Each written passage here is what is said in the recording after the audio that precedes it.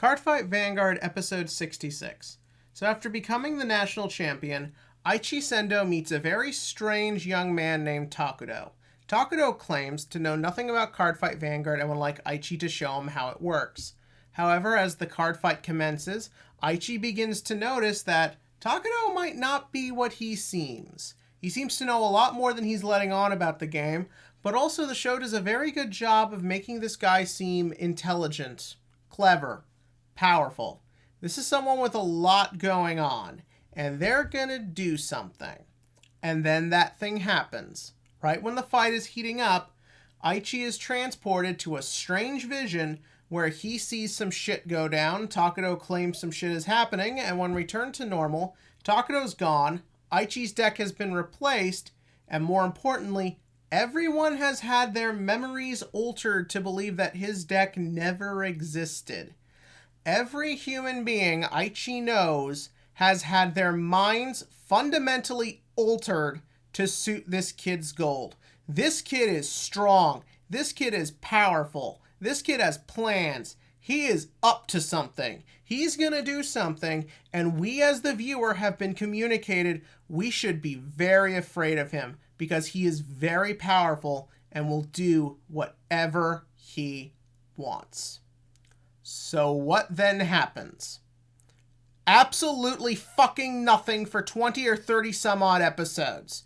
The show does absolutely nothing with the idea of what they've introduced. There is no point to any of it. It is basically just a plot convenience, so that way they can get the ball rolling on basically just introducing more shit for you to buy. Cardfight Vanguard wastes what could have been its most interesting and scary storyline. And it gets worse. Let's look at another famous anime that uses memory erase bullshit. Code Geass.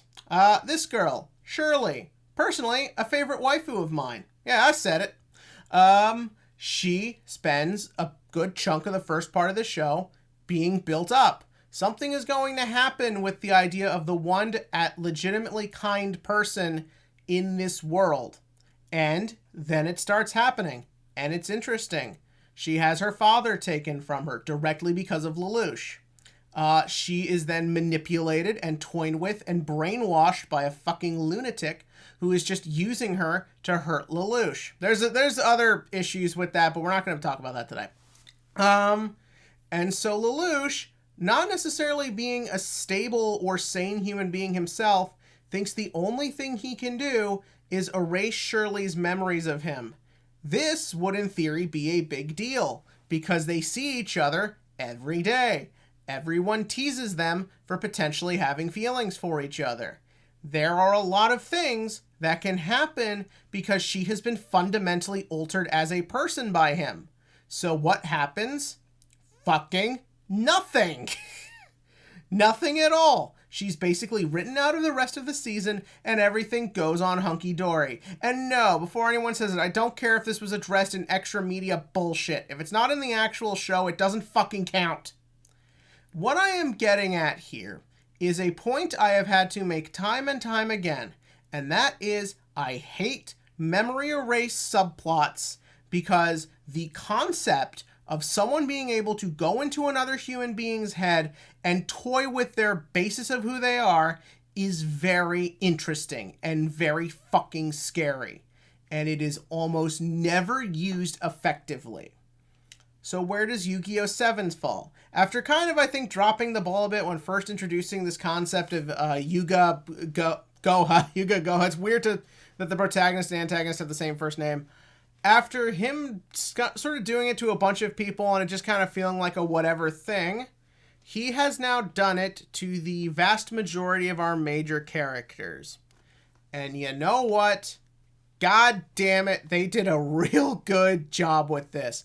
I liked this take on things. Now, obviously, it's not going to be presented as super serious as it was intending to be in Cardfight Vanguard or Code Geass, or even in other Yu-Gi-Ohs that have used similar plot points, but I think this was more effective. I think this was a very interesting way to present kind of the horror aspect of someone having their mind messed with without going super in-depth for what this show is able to do. Again, keep all this in context of I'm saying for what this show is. I think that should always be remembered when talking about Yu-Gi-Oh! But yeah, no, this is interesting. When we first see Roman, she is nice to Yuga, but she has no interest in him or caring for him as a person. That's gone.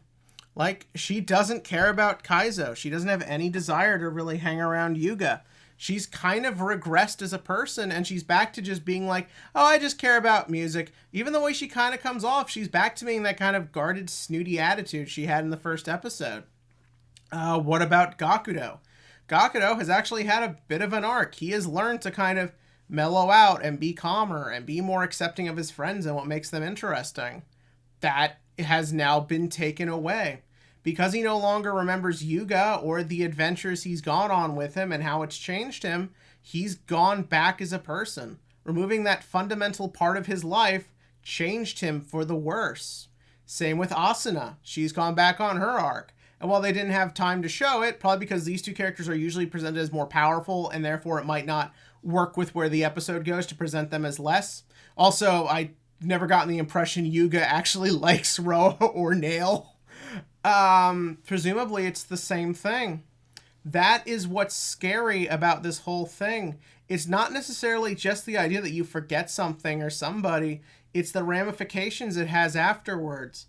The fact that losing their memory of Yuga and all the adventures they went on with him, it's made them worse as people and taken away something that was going to make them even better as they continue to grow and be with him. That's what evil Yuga is a threat to. Saying evil Yuga means I just make it sound like he's a weird clone of Yuga. This is weird. But regardless, the point is this. By taking away what has made people who they are and what has allowed them to grow, you fundamentally hurt them as people. Maybe not physically, maybe not even to their faces or they even realize it. But you become a worse person because your experiences are taken away from you. We are who we are because of the things we go through. And by taking those things away from us, you kind of take away our ability to grow and change. This flies in the face of what Yuga's been trying to do the whole show. He's been all about making people better or bettering society or all these things through progress and invention and design. So to have someone who wants to destroy this mostly just because he's angry and because he's hateful at society, it really just kind of like poses itself as just a fundamental threat to the very ideology of the show. And god fucking damn it, I dig it. So then, after trying to deal with it, Yuga and crew go to visit the Goha siblings where we find everything is being made worse. This guy is still continuing his tirade of just like tearing everything Yuga has built up to down. It's actually a really quick, effective way to just show the damage he's doing in not a lot of time.